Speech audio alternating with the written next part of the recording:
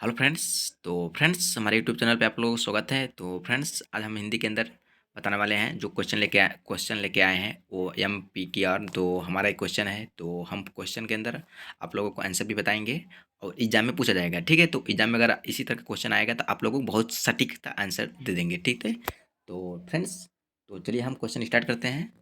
तो हमारा प्रश्न क्या है, सूरदास किस भक्ति काव्य धारा के प्रमुख कवि थे? तो इसमें ऑप्शन नंबर हो जाएगा बी। ये क्या थे? सदगुरु भक्ति काल के हमारे क्या थे? काव्य धारा के क्या थे? प्रमुख कवि थे। ये हमारा क्या है? Right answer. ठीक है, तो फ्रेंड्स, क्वेश्चन नंबर 2 हमारा क्या है? तो क्वेश्चन नंबर 2, सूरदास की काव्य रचना किस भाषा में लिखी है? सूरदास की जो काव्य रचना है दोस्तों, वो किस भाषा में लिखी है? हिंदी, संस्कृत, उर्दू, पंजाबी में। तो दोस्तों, इसमें हमारा राइट आंसर हो जाएगा हिंदी भाषा में लिखी गई थी। ये हमारा क्या है? राइट आंसर है, ऑप्शन नंबर 2। तो चलिए हम ऑप्शन नंबर 3 देखते हैं। तो ऑप्शन नंबर 3 हमारा क्या है दोस्तों? सूरदास की कौन सी काव्य रचना उनकी प्रमुख काव्य रचनाओं में से आती है? तो इसमें कौन सी रचना काव्य में से आती है? सूर, जिसको हम बताए हैं सूर सागर, सुरसरावली, साहित्य लहरी। तो इसमें हमारा कौन सा है? सूर सागर। ये हमारा क्या है? राइट आंसर है। ये क्या है? हमारे काव्य रचना है। ऑप्शन, ठीक है। तो क्वेश्चन नंबर, सूरदास की रचनाओं में किस देवता की भक्ति की की गई थी? तो सूरदास की जो रचनाओं में किस भक्ति की देवता की पूजा की गई थी दोस्तों? तो ऑप्शन नंबर 1, राम की नहीं, शिव की नहीं, गणेश की नहीं। तो इसमें किसकी पूजा की गई थी? कृष्ण की। ये हमारा क्या है? राइट आंसर है। ठीक है, क्वेश्चन नंबर, उसके बाद हमारा क्या आता है? तुलसीदास। तुलसीदास हम बताने वाले हैं, तुलसीदास की रचना है। तो तुलसीदास की प्रमुख रचना कौन सी है? रामचरितमानस है, महाभारत है, गीतांजलि, उपनिषद। तुलसीदास की प्रमुख रचना कौन सी है? रामचरितमानस। ये हम लिखा चुके हैं आप लोगों को, अगर वीडियो देखिएगा देखोगे तो उसमें पता चल जाएगा। ठीक है, तो ये हमारा क्या है? राइट आंसर है। तो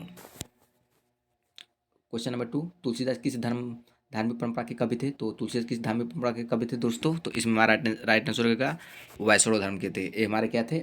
ऑप्शन नंबर सी। ये हमारे क्या थे? वैष्णव धर्म के क्या थे? कवि थे।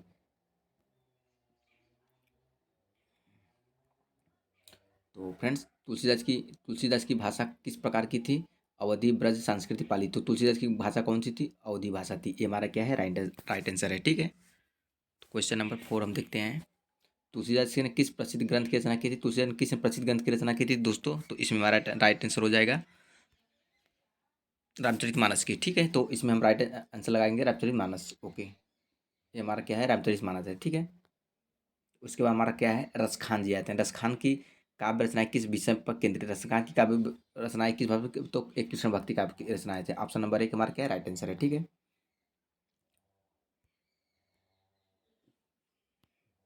रसखान की कौन सी प्रसिद्ध काव्य रचना है? रसखान की कौन सी प्रसिद्ध काव्य रचना है? तो फ्रेंड्स, इसमें हमारा हो जाएगा कृष्णांगीत, प्रेमवल्ली, श्रृंगार रस, भक्ति रस। तो ऑप्शन नंबर 1 हमारा क्या है? Right answer, Krishnageet. ये हमारा क्या है? रसखान की कौन सी प्रसिद्ध काव्य रचना है? ठीक है, उसके बाद हमारा क्या है? रसखान की कविता की भाषा क्या थी? रसखान की कविता की भाषा क्या थी फ्रेंड्स? तो ब्रज, हिंदी, उर्दू, संस्कृत। तो रसखान की कविता की भाषा क्या थी फ्रेंड्स? तो इसमें हमारा right answer option number 1 Braj थी। देख लीजिए आप एक बार। क्वेश्चन नंबर 4, रसखान की रचनाओं में किस देवता के प्रति प्रेम अभिव्यक्त किया गया? रसखान की देवताओं की देवता के प्रति किस प्रेम की अभिव्यक्ति किया गया? तो इसमें हमारा कृष्ण की अभिव्यक्ति किया जाता है रसखान के अंदर। ठीक है, हमारे बिहारी आ जाते हैं। तो बिहारी कौन सी काव्य रचना विशेष रूप से प्रसिद्ध है? बिहारी की कौन सी काव्य रचना विशेष रूप से? बिहारी सतसई या गीत गोविंद या चौरसी वैष्णव, सुंदरमल माला। तो इसमें हमारा राइट आंसर होगा बिहारी सतसई। इसमें हमारा राइट आंसर है बिहारी सतसई। ठीक है, ऑप्शन नंबर 1 बिहारी सतसई। ठीक है, तो ऑप्शन नंबर 2, बिहारी किस प्रकार की कविता लिखते थे दोस्तों? बिहारी किस प्रकार की कविता लिखते थे? तो प्रहर, श्रृंगार, वीर, समाधि। तो इसमें बिहारी किस प्रकार की कविता लिखते थे? ऑप्शन नंबर बी, श्रृंगार की लिखते थे। ठीक है, बिहार का तो दोस्तों, बिहारी का जन्म किस राज्य में हुआ था? बिहारी का जन्म कहाँ पे हुआ था? बिहार के अंदर हुआ था। उत्तर प्रदेश में नहीं हुआ था, उत्तर प्रदेश में नहीं हुआ था, मध्य प्रदेश में भी नहीं हुआ था, राजस्थान में भी नहीं। तो कहाँ पे हुआ था? सिर्फ बिहार के अंदर ओनली। ये हमारा क्या है? राइट आंसर है। ठीक है, बिहारी की रचना बिहारी की रचनाओं की प्रमुख शैली क्या थी? तो बिहारी की रचनाओं गजल, चौपाई, कविता। तो बिहारी की रचनाओं क्या थी? चौपाई थी। सॉरी, दोहा थी। बिहारी की रचनाओं की प्रमुख शैली क्या थी? दोहा थी। आप लोग भी देख लीजिएगा। सुमित्रानंद पंत आते हैं। सुमित्रानंद पंत हमारे आ गए हैं। ठीक है, तो सुमित्रानंद पंत हमारे क्या थे? सुमित्रानंद पंत की प्रमुख रचना कौन सी शामिल है? हिमालय, कन्नड़, सूरज का प्यास, चांद और चांदनी। तो इसमें कौन सी राइट? ऑप्शन नंबर एक हमारा क्या है? राइट आंसर है हिमालय। ठीक है।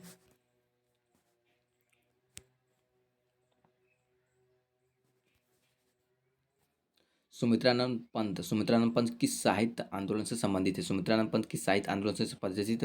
प्रगतिशील साहित्य नहीं। छायावाद जी हाँ। ये हमारा क्या है? ऑप्शन नंबर बी क्या है? Right answer. नजवाद नहीं, दैती नहीं। तो इसमें ऑप्शन नंबर बी हमारा क्या है? Right answer. सुमित्रानंद पंत किस साहित्य आंदोलन से संबंधित है? ऑप्शन नंबर दो छायावादी संबंधित है।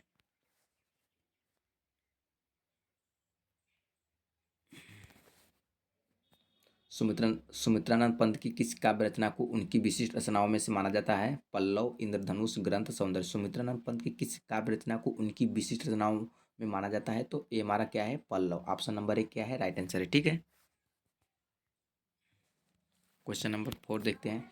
सुमित्रानंद पंत के लेखक में किस प्रकार की भावनाएं प्रमुख होती थी? तो सामाजिक, भौतिक, आध्यात्मिक, प्राकृतिक। सुमित्रानंद पंत की रचनाओं कौन सी प्रसिद्ध है? प्राकृतिक। ये हमारा क्या है? ऑप्शन नंबर डी क्या है? राइट आंसर है। ठीक है। उसके बाद हमारे क्या आ जाते हैं दोस्तों? महादेवी वर्मा आ जाते हैं। महादेवी की वर्मा की प्रमुख रचना में कौन सी शामिल है? महादेवी की रचना की प्रमुख रचना में से कौन सी शामिल है? यामा। यामा हमारा क्या है? राइट आंसर है। ठीक है। तो यामा हमारा क्या है? Right answer. महादेवी वर्मा की प्रमुख रचना में कौन सी शामिल है? यामा।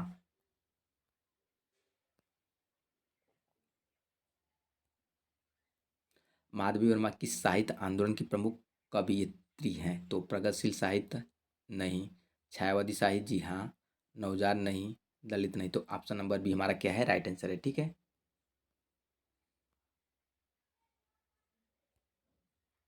देखते हैं प्रश्न हमारा क्या है। महादेवी वर्मा, महादेवी वर्मा कविता का प्रमुख विषय क्या है? प्रेम है नहीं। प्रकृति है नहीं। समाज है नहीं। आत्मा है। ऑप्शन नंबर डी हमारा क्या है? राइट आंसर है। महादेवी वर्मा की कविता का प्रमुख विषय क्या है? आत्मा है।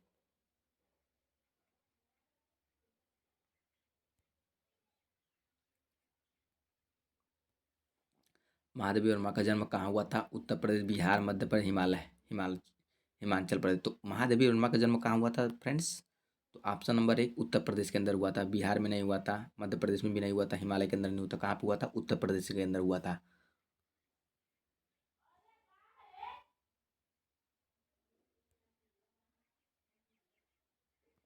तो राम नरेश त्रिपाठी की प्रमुख रचनाओं में कौन सी शामिल है? चांदनी, काव्य दृष्टि, शेर, क्रांति। तो इसमें ऑप्शन नंबर बी काव्य दृष्टि क्या है? राम नरेश त्रिपाठी की प्रमुख रचना है। ठीक है। राम नरेश त्रिपाठी किस साहित्य आंदोलन संबंधित है? आधुनिक, छायावादी, प्रगतिशील साहित्य, राष्ट्रवादी। तो इसमें कौन से? ऑप्शन नंबर सी प्रगतिशील साहित्य। राम नरेश त्रिपाठी किस साहित्य आंदोलन से संबंधित है? प्रगतिशील साहित्य है। ये हमारा क्या है? करेक्ट आंसर है। तो राम नरेश त्रिपाठी की कविता में, राम नरेश त्रिपाठी की कविता में किस तत्व की प्रधानता होती है? प्रेम की, धर्म की, समाज की, कल्पना की। तो इसमें हमारा राइट आंसर हो जाएगा प्रधानता की होती। तो इसमें समाज की हो जाएगा। राम नरेश त्रिपाठी की कविता में किस तत्व की प्रधानता होती थी? समाज की होती थी। ये हमारा क्या है? राइट आंसर है।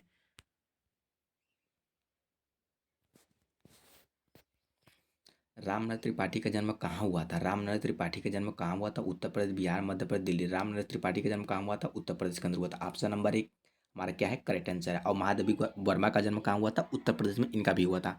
आप लोग दोनों क्वेश्चन को लिख लीजिएगा। ठीक है। एक कॉपी ओपन के माध्यम से जो क्वेश्चन मैं बता रहा हूँ आप लोग एक नोट्स बना के लिख लीजिएगा और याद कर लीजिएगा। ठीक है।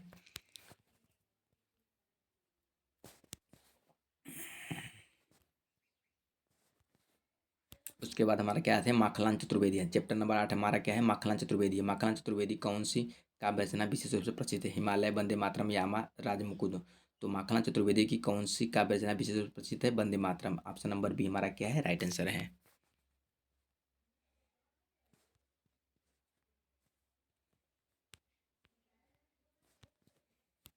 तो माखनलाल चतुर्वेदी किस प्रकार के कवि थे? माखनलाल चतुर्वेदी किस प्रकार के कवि थे? प्रगतिशील, राष्ट्रवादी, छायावादी, रोमांटिक। तो माखनलाल चतुर्वेदी किस प्रकार के कवि थे दोस्तों? राष्ट्रवादी। ये हमारा क्या है? ऑप्शन नंबर बी हमारा क्या है? राइट आंसर है, राष्ट्रवादी। ठीक है। माखनलाल तो माखनलाल चतुर्वेदी की कविता में किस विषय की प्राधान्यता की गई? प्रेम की, समाज की, राष्ट्रीयता की, प्रकृति की। माखनलाल चतुर्वेदी की कविता में किस विषय की प्रधानता की गई दोस्तों? तो ऑप्शन नंबर 3 राष्ट्रीयता की क्या की गई थी, प्रधानता की गई थी। ठीक है।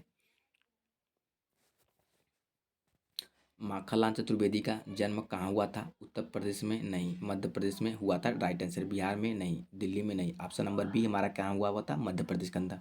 माखनलाल चतुर्वेदी जो हमारा म से चालू है, इनका जन्म कहाँ हुआ था? मध्य प्रदेश के अंदर। ठीक है। ये हमारा कहाँ हुआ था दोस्तों? मध्य प्रदेश के अंदर। ये हमारा क्या है? राइट आंसर है। ठीक है। तो क्वेश्चन नंबर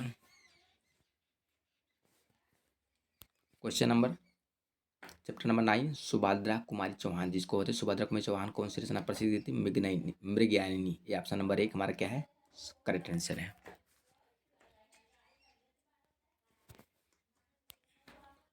सुभद्रा कुमारी चौहान किस प्रकार की कविता लिखती थी? श्रृंगार की, वीर की, प्रहसन की, समाज की। तो इसमें हमारा सुभद्रा कुमारी जो चौहान थी हमारा किस प्रकार की कविता लिखती थी? श्रृंगार की लिखती थी। ऑप्शन नंबर 1 हमारा क्या है? करेक्ट आंसर है।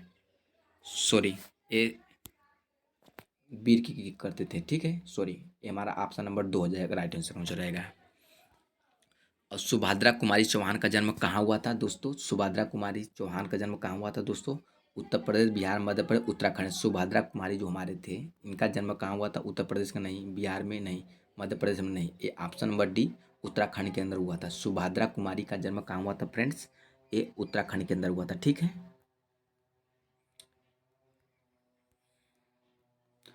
सुभद्रा चौहान की कविता में किस विषय की प्रधानता होती है? प्रेम की, वीरता की, समाज की, प्रकृति। इसमें वीरता की होती थी। ठीक है।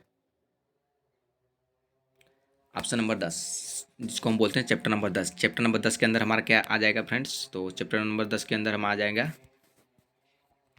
मैथिली शरण। ये मैथिली शरण आ जाएंगे। ठीक है। मैथिली शरण गुप्त की प्रमुख रचना कौन सी है? मैथिली शरण की प्रमुख यशोधरा कौमाणिक, भारत भारती, कुंडलिका। तो मैथिली शरण गुप्त की कौन सी रचना है? Bharat Bharati. Option number C हमारा क्या है? राइट आंसर है।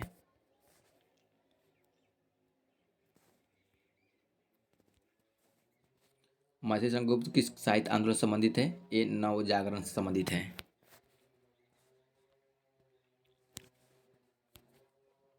मैथिली शरण गुप्त का जन्म कहाँ हुआ था? उत्तर प्रदेश में नहीं, बिहार के अंदर हुआ था। कहाँ पे हुआ था? बिहार के अंदर अंदर हुआ था।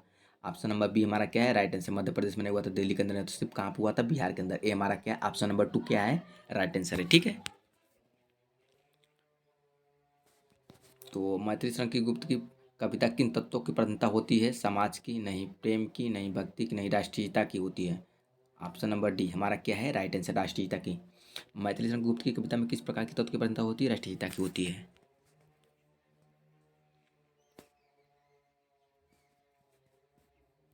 तो केदारनाथ सिंह की प्रमुख रचना कौन सी शामिल होती है? देशद्रोही की।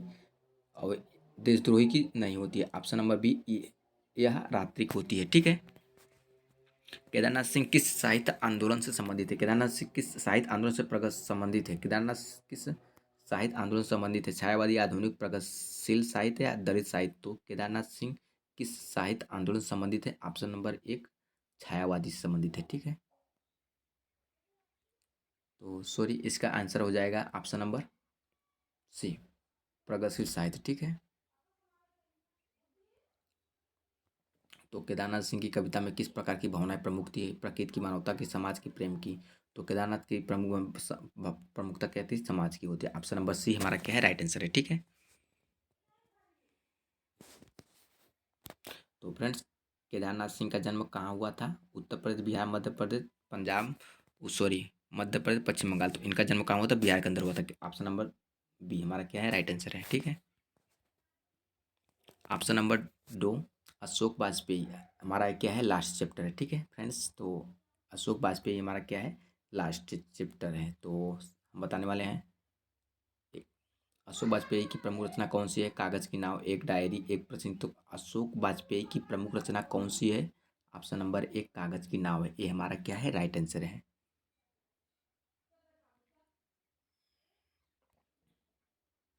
अशोक वाजपेयी किस साहित्य आंदोलन से संबंधित है? छायावादी, आधुनिक, प्रगतिशील, यथार्थ, आधुनिक से संबंधित। ऑप्शन नंबर बी हमारा क्या है? राइट आंसर है। आधुनिकता है जिसको हम बोलते हैं। तो दोस्तों, हमारा जो हमारा सवाल था सब समाप्त हो गया है। तो अगर दोस्तों क्लास अच्छा लगे तो एक लाइक और सब्सक्राइब कर देना और अपने दोस्तों को इनवाइट करना। अगर जो भी वीडियो समझ में नहीं आएगा तो वीडियो को 1 बार 2 बार 3 बार वीडियो को देख लीजिएगा। एग्जाम में आप लोगों को 5 नंबर 7 नंबर अवश्य लेके आओगे, ठीक है। तो आप लोगों को हम आंसर भी बता दिए हैं। अगर जो आंसर गलत होगा आप कमेंट बॉक्स में बता सकते हैं कि सर एक आंसर गलत है, तो मैं उसको आंसर को फिर देखूंगा, उसके बाद बताऊंगा, ठीक है। Thank you so much.